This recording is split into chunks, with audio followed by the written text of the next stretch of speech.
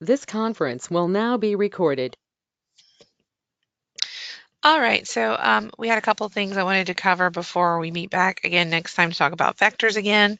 Mainly, I wanted to do example 4 that we kind of skipped over in class. So this is wanting us to do a plus b, which is our two vectors, a minus b, two linear combinations, 4a plus 5b and 4a minus 5b, and then find the magnitude of a. The best rule here is to go ahead and make these scalar multiplications happen. So that's actually 10 and negative 8. And this changes the signs. So when we go to do a plus b, that's going to be 10, negative 8 plus negative 6, 0. That's going to end up being a 4 and a negative 8. If we do a minus b, that would be 10, negative 8. And then minus means we're going to change the signs. So that would be, it's going to be plus 6, so that's going to be 16. And the minus 0 doesn't change anything, so it's still going to be negative 8. Then we want to do 4a plus 5b. So that's 4 times 10, negative 8, plus the 5 times the negative 6, 0. So that's going to be 40 minus 32 is the first vector, plus negative 30 and 0. So that's going to add to a 10 and a negative 32. Now we want to do 4 times a minus 5 times b. So that's going to be 40 and negative 32 again. But this time it's going to be plus a 30 and a 0.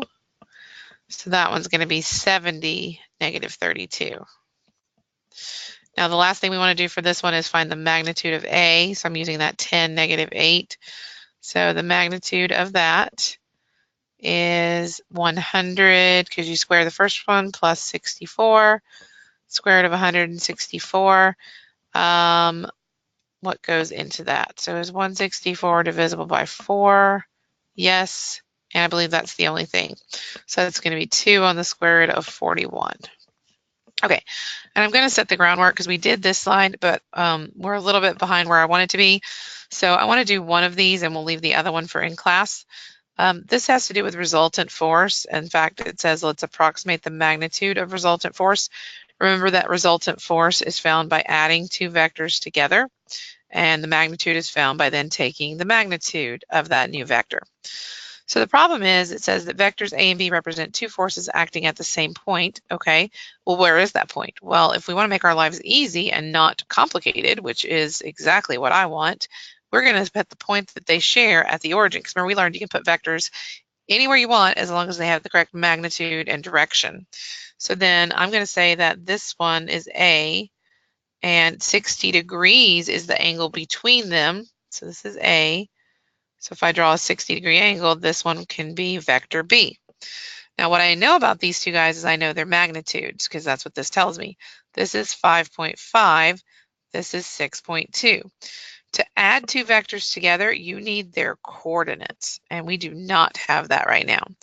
The good thing is if you choose to let the x-axis always be your first of these two guys, then that means this is an x-intercept. So this is the point 5.5 comma 0. That will always be true if you situate yourself that direction. But this one we have to find using trig, because remember we have a formula that says the B1 component is the magnitude of B times cosine of theta. So it's the radius of that essentially times the cosine. And the other one is the magnitude of B times the sine of the theta. So to find the first one, we need to do 6.2 cosine of 60. And to find the second coordinate, we need to do 6.2 sine of 60. So the cosine of 60 is 1/2. So that's just going to be half of that guy. So this one comes out nice to 3.1.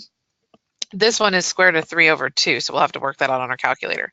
So 6.2 times the square root of 3, and then divide that by 2. I'm going to go to 3 decimal places, so 5.369. is the approximate for that guy. So notice now I have my two coordinates. So vector A is located at 5.5, comma 0. Vector B is located at 3.1, 5.369. If we add them together, that'll give us the new coordinates for our resultant vector.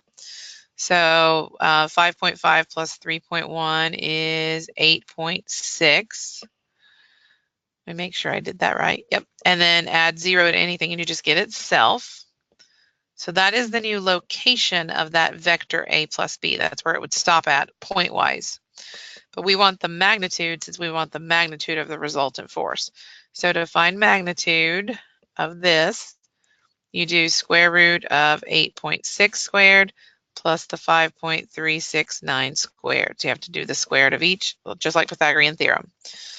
So 5.369 squared plus 8.6 squared is this, and then we want to raise that to the 1/2 power or take the square root of it. So I'm getting 10.14, and that would be in pounds, just because these were in pounds. So that is the resultant force of the new vector that we get when we add them together. Okay, so I'll do 39 together in class. That way you can still see one of these in class, and then we'll finish up the last 2 slides with this packet. Have a good weekend.